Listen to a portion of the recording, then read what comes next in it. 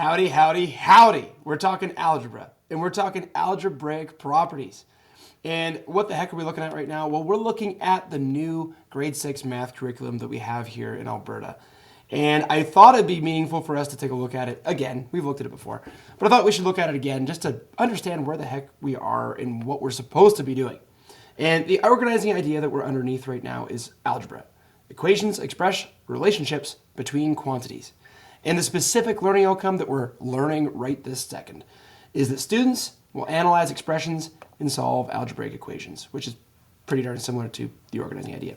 Anyway, specifically what we're going to be looking at is this one right here. Oh, I'm zooming in. There we go. This one right here, knowledge. And what we're going to be looking at are algebraic properties, specifically 5 of them. We've talked about the first 4 in class: commutative properties of addition and of multiplication.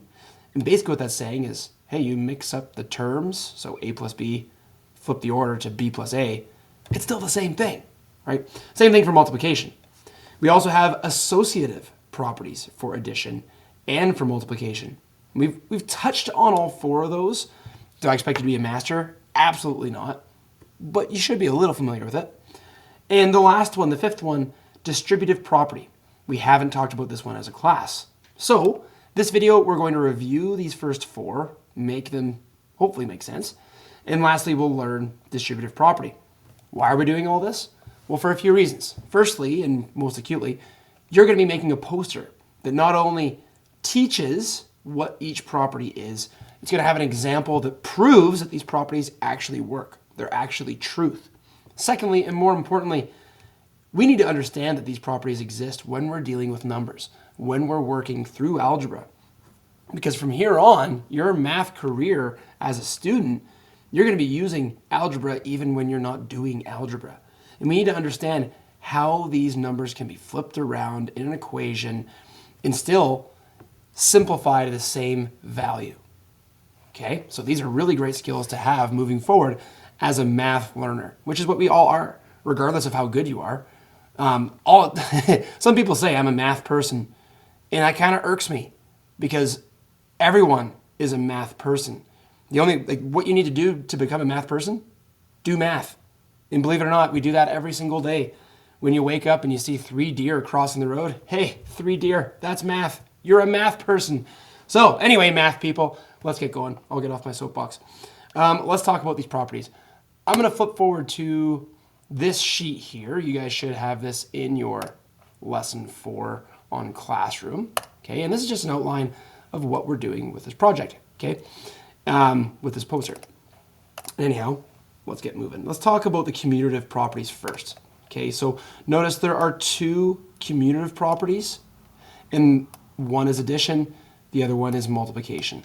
And like I mentioned earlier, essentially what's happening with a commutative property is that we're just mixing around the terms. So let's look at addition first. Addition, the property of commutative, the commutative property of addition, that's what I'm trying to say, states that if a plus b, then it must be equal to b plus a. And I realize this looks kind of like gibberish when we just have letters. And remember, the letters are variables. When we just have variables, this looks a little bit like gibberish. So let's plug in some numbers. Let's say that a is equal to, I don't know, 1. That's a nice easy number. And let's say b is equal to 2. Why not? Easy numbers. There we go. So a is equal to 1 and b is equal to 2. Let's plug these numbers in for their variables. So for every a, I'm going to plug in 1. So 1 goes in for a, plus sign drops down, equal sign will drop down too, plus sign drops down, and hey, I see another a, so I'll put a 1 in instead of the a dropping down. Next, 2's for b's. So instead of b dropping, 2 takes its spot, same thing right here. Cool. And now that I actually have numbers, or I could say constants, right? Because 2 is constantly 2. It's not going to vary or change. It's 2. It's constantly 2. Now that I've got these constants on either side of the equal sign, I can actually simplify because I know what the numbers are and I have an operation. So 1 plus 2, yep, you betcha, that simplifies to 3. Equal sign will drop down. 2 plus 3, yeah, that also simplifies to 3. So there you have it. We have some proof that switching the order of the terms doesn't matter because when we simplify them, they simplify to the same exact number. Now, we could do this with any other numbers. Okay, I could have jammed in, you know what, this for ease, let's make this 11 and this 22. Sure. Okay, so the A's will turn into 11s. Okay, the B's will turn into 22s. Let's see if I can sneak that in there. Get in there. There we go. Perfect. Cool. 11 plus 22 is 33. 22 plus 11 is 33. Again, there you go. More proof. Switching the terms, the order of the terms, doesn't matter when you are adding. That's a commutative property of addition. Boom. Done. Let's move on to commutative property of multiplication. Same thing, just a different operation. And it's saying if you go A times B, that is also going to be equal to B times A. You just flip the coefficients. We won't call these terms right now because they're multiplying. We wouldn't call them terms. We would call them coefficients to each other. They are also variables because they're, letters. Anyway, let's make A, that's supposed to be an A. Let's make A a 1. And you guessed it. Let's make B a 2. I know, boring numbers. You know what? No, let's go crazier. 12 times 2. Let's do that. That's more fun. All right, we've got our variables. We've got what the variables are standing for, so let's plug in those numbers. So instead of A dropping down, 12 will take its place. All right. Instead of B dropping down, I'll put in some brackets. And in place of B, 2 fills its place. Equal sign drops down. Instead of B dropping down, 2 will take its place. And in place of A, I will put a 12. Now, before we simplify this, I know you know this, but just for fun, notice when I put in that second variable, so in this case it was B, in this case it was A, I put down brackets. I prefer putting down the brackets to show multiplication because I think it's when you're reviewing your work and you're checking to make sure it's correct, it's really easy to see that 2 went in place for B. It's kind of like saying like whatever's inside these brackets, that's what B was representing. I think this visually, it's very clean. You could have also, instead of going 12 brackets 2, you could go like this, 12 dot 2, because that also shows multiplication. Of course, we could go 12 times 2, like we have been our entire lives. But remember, with algebra, we use x as a variable, and this will get confusing. Don't do it. If you need to, use a dot. My preference is the brackets. But up to you. Anyway, let's simplify. I've got 2 numbers and I've got an operation, so I can simplify. So my equal sign will drop down. 12 times 2 is 24. And you already guessed it. 2 times 12 is 24. Boom. So there you have it. Changing the order of numbers that are multiplying each other doesn't change their value that they will simplify into. Commutative property of multiplication. And you might be thinking like, well, Mr. Lewis, this is common sense. I already knew that. Didn't matter. We've been doing that in area and in geometry and all these other things. But it's still important to understand that this has a term that specifically outlines what's happening. We're switching up the numbers that are multiplying with each other, and their product that they'll simplify into won't be different. Cool. Now let's move on to associative properties. All right, so the associative property, these two right here, and just like commutative, we have an addition and a multiplication. Okay. The associative property says that the order in which numbers are grouped doesn't matter. So this time, though, we're not only dealing with 2 different numbers, we're dealing with 3 or more. And what it's saying is the order doesn't matter. So let's go with addition first here. We'll go addition first. So here we go. We have A plus B. Thank you for being patient with my horrible printing. It's hard doing it with a mouse. But, if you know me, it's hard doing it with a pencil for me. I'm not the greatest printer. Anyway, A plus B, and that, of course, is going to happen first because they are in brackets, right? Bed mass, order of operations. We're saying all this is going to be equal to A plus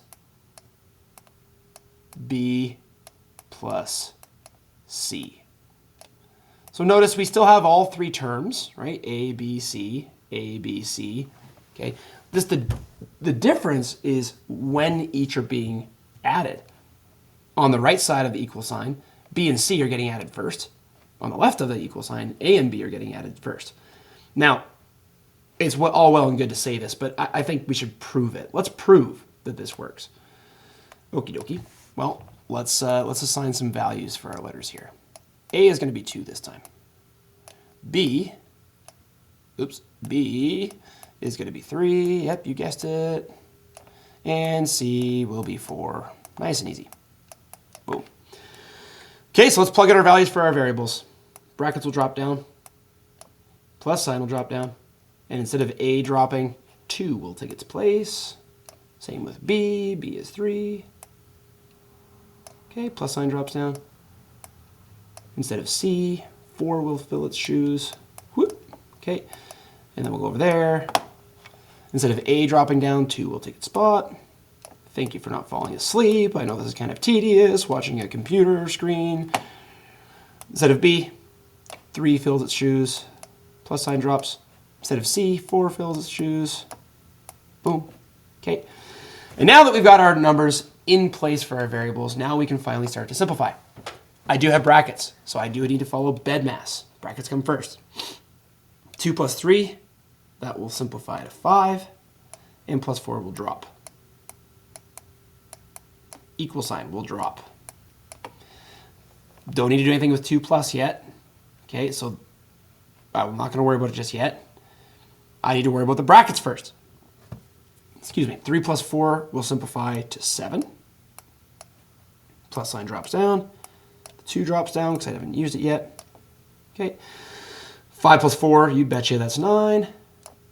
Equal sign drops. 2 plus 7, yep, that is 9. And there you have it. 9 is equal to 9. We can say that this is true. 9 is equal to 9. Okay. And because 9 is equal to 9, we can say that the associative property of addition is also true.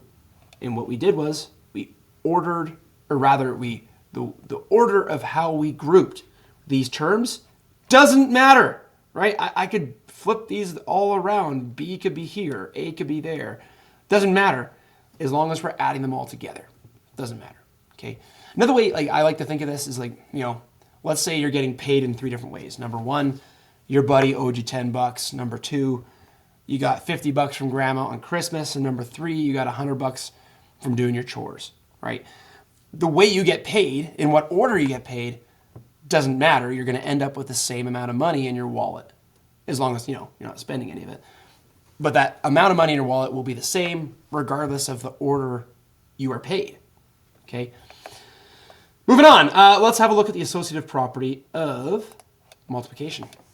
And it's exactly the same as addition. It's just saying the order in which we multiply these numbers doesn't matter. Doesn't matter. So A times B times C. Of course, B times C is going to happen first because they are in brackets. And then over here, B times A times C. Ooh, there we go. Okay, again, let's plug in some numbers. A will be 2, B 3, C 4. All right, cool. So let's plug in these values. A is 2. Bracket comes down. B is 3. Now notice these variables are touching, which means they are multiplying, right? So I will use a dot this time. I could do another set of brackets around 4, but then I have more brackets inside brackets, which you can do. I just personally don't like that. I feel like it gets kind of cluttered and kind of confusing. So in this case, I will use the dot. Okay, 3 will drop down for B. Or rather, 3 will replace what B is. A drops. A doesn't drop. 2 drops for A. And 4 will drop for C. Boom. All right. Let's start simplifying. Of course, we look at the brackets first. We simplify if we can, and we can. 3 times 4 is 12. Brackets will come with it. I haven't used the 2 yet, so it better drop down. Equal sign will drop. 3 will drop. ooh, geez. Bracket will drop. 2 times 4. Yep, that's 8. Perfect. Let's simplify. 2 times 12 is 24. 3 times 8 is 24. And there you have it. The order of the variables, or rather the factors, the numbers that we're multiplying together, the order of the factors doesn't matter. You end up with the same product regardless. Doesn't matter. I think that's kind of cool. And I'm kind of thankful for that too. It makes it a little bit easier, right? You can mix up the terms a little bit and multiply them. Awesome. So good news is this. We have X'd off 4 of the properties. We're so darn close. Thank you for your patience. I know this is a lot. Last one, distributive property. And I quite like this one. Okay. So firstly, what I'm going to do here is I'm just going to draw out what the distributive property is. And I think this will help me explain what the heck is actually going on. So distributive property is this. A times B plus C. Okay. So again, brackets, right? Whatever B and C represent, they would be added together first and then multiplied with A. And we're saying that is equal to A times B plus A times C. Okay. So we're saying on the left-hand side, B and C are going to add, and whatever that sum is, that sum will multiply with A. And they're saying that will be equal to A times B plus A times C. So they're saying the sum of both these products will be equal to this product over here. Kind of a little bit going on. So firstly, let's just prove that this works, and then we'll explain what's actually really happening. So again, let's assign some variables. Or rather some numbers to our variables. A will be 2, B, 3, and C, you guessed it, it's going to be 5. Gotcha. A is 2, bracket comes down, B is 3, C is 5. Okay, bracket falls down, equal sign comes down, A is 2. And I'll do brackets because I like brackets. 3. Of course, we can also call brackets parentheses. It's the same thing. I just like brackets because it's easier to say. It's more commonly used in Alberta. Okay, 2 goes in for A, and we're talking C. So 5 comes down for C. Really good. Okay. So now let's simplify what's actually happening here, and I'll start from the left-hand side first. Of course, I have to simplify what's in the brackets. So 3 plus 5 is 8. Brackets drop. 2 drops. 2 times 3, 6. Plus 2 times 5, 10. Last one, let's simplify. 2 times 8 is 16. And 6 plus 10 is 16. And there you have it. Each value on either side of the equal sign is the same. So we can say that this is true. This is correct because 16 is equal to 16. And because of all of that, we can say that the distributive property, right there, distributive property is also true. Now, this one I think is a little bit harder to understand than the commutative and the associative properties. And the way I like to make sense of it is kind of like this. Let me just scroll down here a little bit. Uh-oh. Maybe I won't. Okay, sorry guys. I'm not sure why it's doing that. The way I like to think of it is this. Notice on the left-hand side here, A times B plus C in brackets. We're distributing A because we're multiplying A with what B and C both represent. And I like to think of it like A is being multiplied with B, and it's also being multiplied with C. So then what's A times B? Well, A times B is A times B. And what's A times C? Well, it's A times C, right? And if we think of it this way, down here when we plugged in our numbers, 2 times 3, well, that's 2 times 3. And then 2 times 5, well, that's 2 times 5. So really what we're doing is we're distributing that coefficient, the number that's multiplying with whatever's inside the brackets, we're distributing that coefficient with each term inside the brackets. Distributing.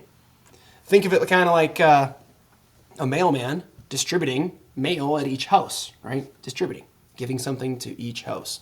Or A is multiplying with each term inside the brackets. And that's the distributive property. So when you come across a question where it's like, let's say, I don't know, 11 times 3 plus 7, and this wouldn't be an equation, by the way, there's no equal sign.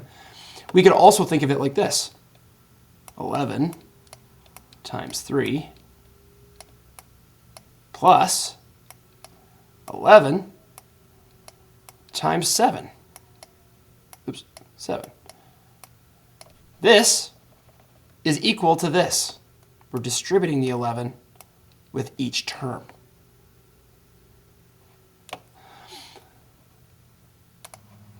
This property becomes most useful, I would say at least, I could be wrong, but I think it's most useful when you're dealing with numbers, like number values, and variables. For example, let's say I had the letter N, okay, and they want to go, hey, what's N times 3 plus W? And we don't know what N stands for, we don't know what W stands for, but we still got to multiply this somehow. And because I don't know what this W is, I can't simplify this. I don't know what 3 plus W is going to be. Because W could be 1,000,000, it could be 1, it could be 2/10, it could be anything. So I can't just go 3 plus W and simplify this any more than it already is. But I can simplify this multiplication. I can use the distributive property. N times 3 and N times W. Well, what's N times 3 going to be? Well, 3 times N, right? 3N, that's multiplying. Plus sign drops down. N times W, well, that's N times W. And there we have it. We've simplified it. Okay? So I hope that makes sense. Okay? If it doesn't, rewind it. Watch a couple more times. Talk to your teacher. And I'm going to post on our classroom page here with all the resources a few other videos too, because there's a lot of other people who can explain this stuff better than me. You know, I'm not the only person who can do this. So watch those videos if this isn't quite making sense either. Okay? I can't wait to return from vacation to see all your guys' posters. I can't wait to look at them and learn from them. Remember, guys, whenever you're making a poster, that's really the main priority. You need to think about your viewer, the person who's looking at it. And we want them to walk away after looking at your poster. We want them to walk away with a better understanding of all the algebraic properties. So, good luck. Have fun. Can't wait to see them. See you later.